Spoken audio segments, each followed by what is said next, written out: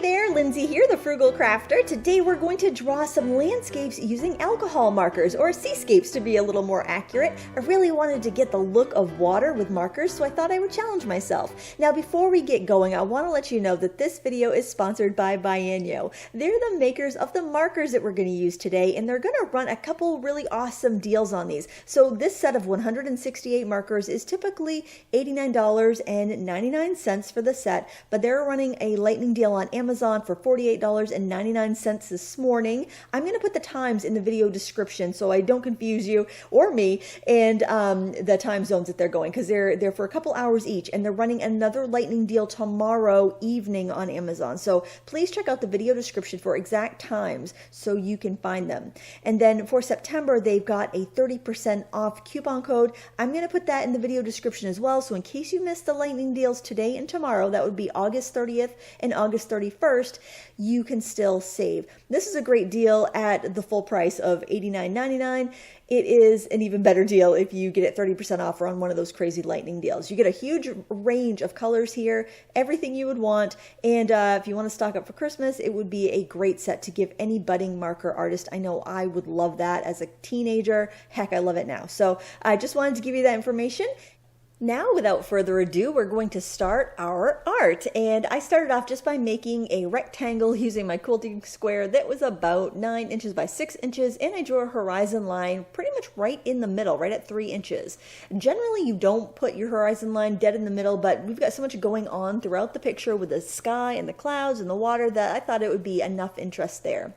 So when you're working with markers, you really want to build up from light to dark, because once you put the dark colors down, it can be very difficult to lighten it back up without getting streaks and patchiness. So I'm using some pale blue, peach, and pink to start to base coat in some of the sky.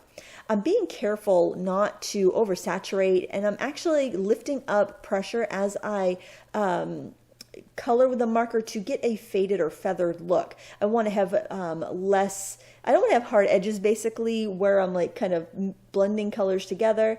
And I'm also sketching in the edges of the cloud, and I'm doing that with this kind of golden color because you've got the sun going down in the sky and it's casting that really, really warm golden light, and it's highlighting or lighting up the edges of the clouds. So I have to kind of jump around a little bit. Now you can see the white circle in the center. That's the sun. That's going to be my brightest point in the picture. The sun, and then the reflections of the sun on the water. And around that, I'm putting in a fairly bright, clean, light yellow, and then just kind of blending it out with that peach color. You have to make sure you really pay attention to your reference when you're doing a sunset like this with clouds, because oftentimes you're going to think the colors are super saturated and bright when really they're quite dull. There'll be a lot more grays than you expect, and there'll be a lot of colors overlapping to make new colors. So you really just want to trust what you see. Almost look like you're trying to copy an abstract painting when you're trying to work from a photo of something like a sunset or a sky, because I think a lot of times when we're looking at clouds, we expect them to be cloud shaped, like a cartoon cloud shape, and we expect them to be lighter and not darker, and we have all these kind of preconceived ideas in our head of what things should look like that we forget about looking how they really do. Now when I need to blend two colors together, I will use a chisel tip edge of the marker. I will scribble some of the marker out on a palette, and then I'll pick it up with a lighter color and use that to kind of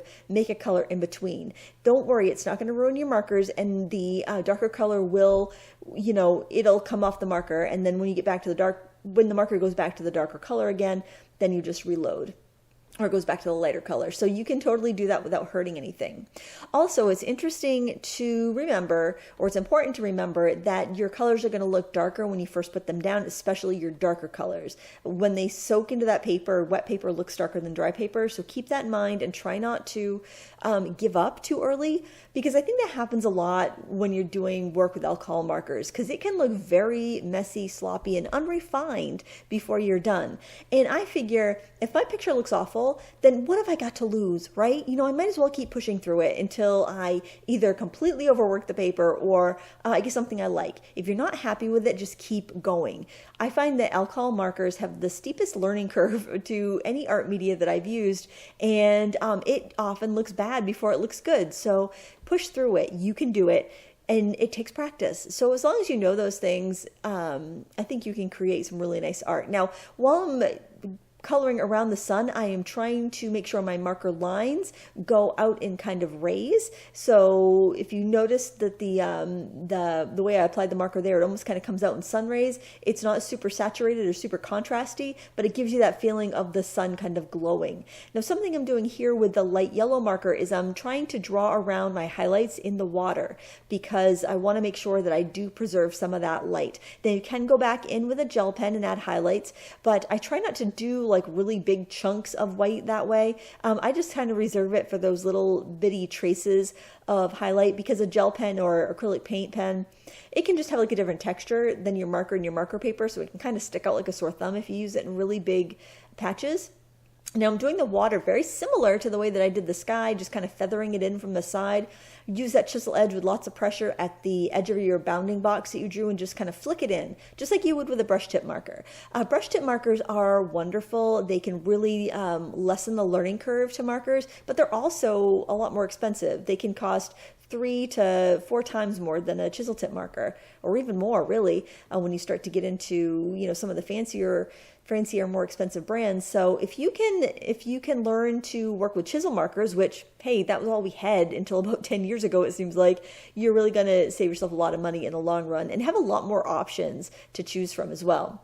So I'm jumping around, I'm adding colors where I see it in my reference, and I will link the reference photo in the video description in case you're interested in finding this photo. I found it over on Unsplash, which is a wonderful resource for photos that you can use for any commercial use, whether it be painting reference photos or, you know, something else, you know, like a brochure or whatever. It's a wonderful resource, and I'll link that up so you can find that, as well as the reference we use for the other painting today too. Now I'm going in with this dark kind of almost denim-y blue, and I am putting in my darkest shadows that I see.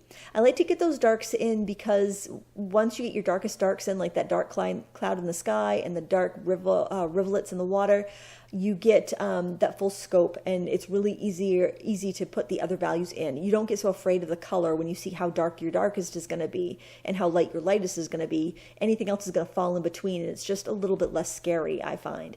Now you can see I did go outside of my box a little bit, and that kind of irked me. So that's why I ended up cutting out my pictures later so they would be nice and neat, but it happens. I probably could have put some masking tape down to protect the outsides of my box, but you know, I just like to have that finished edge. I think it looks nice, especially in a sketchbook. When you look at it and you've got a frame around it, it kind of says like, hey, this is a real piece of art. Even though it's in a sketchbook and I did it with markers, it is still a piece of art. Because I think sometimes when people use markers, they don't think that they're making real art. But you are, you know, just because it's marker doesn't make it any less valuable. Just, you know, just do you. Use the supplies you like to use.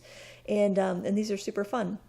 But I think because they're markers, they can also be less intimidating, and I think that's an awesome thing. If you're not afraid to use your supplies, you're going to make more art. And if your supplies are affordable, you're going to make more art. So that's what I really like about this particular set of markers. Now, I am using a white gel pen. This is the Uniball Signo pen. I like it because I don't have problems with it clogging like I have with other pens, and it doesn't scratch. It doesn't feel scratchy when you apply it. So if I'm going to use a gel pen, this is typically the one I use unless, you know, can't find it and have to, you know, get a jelly roll or something, which isn't bad, but it's just not as good as Uniball.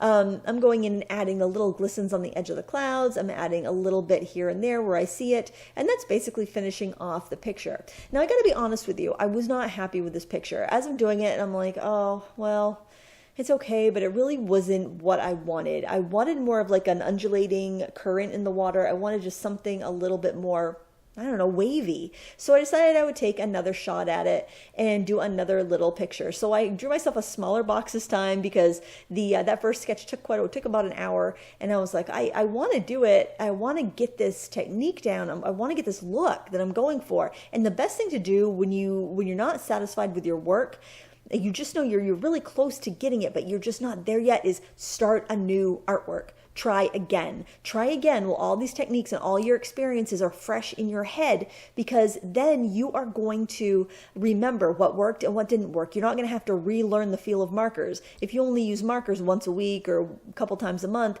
you're going to kind of forget, and it'll take you a little bit to get in the swing of things again. If you do an artwork and you're like, oh, it's not quite exactly what I want, go again, try something else, and get right to it. Do it smaller if you have to, like I did here, and get that look you're going for. So I'm laying stuff down just like I did before, except I'm going lighter because I found that I think I got too dark and too bright when I first started in that last one. So see, I remember that. I remember what gave me a hard time while I was working. And so I can adjust it this time because it's still fresh in my mind.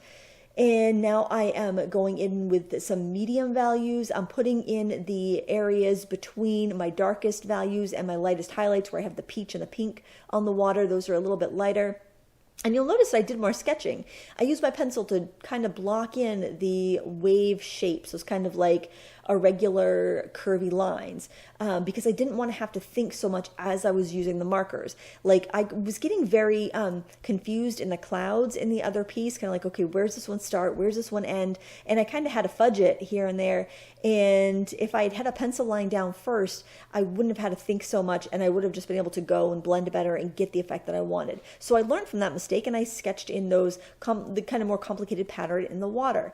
And I decided to go more subtle as I built up the colors. And now as I'm going in and putting my darker values, I'm putting them next to those medium blue values, because I can go in and I can blend them out if I want to, or just having that transition of a medium tone to a dark tone is just going to be a little more subtle and give me that undulation that I want in the water.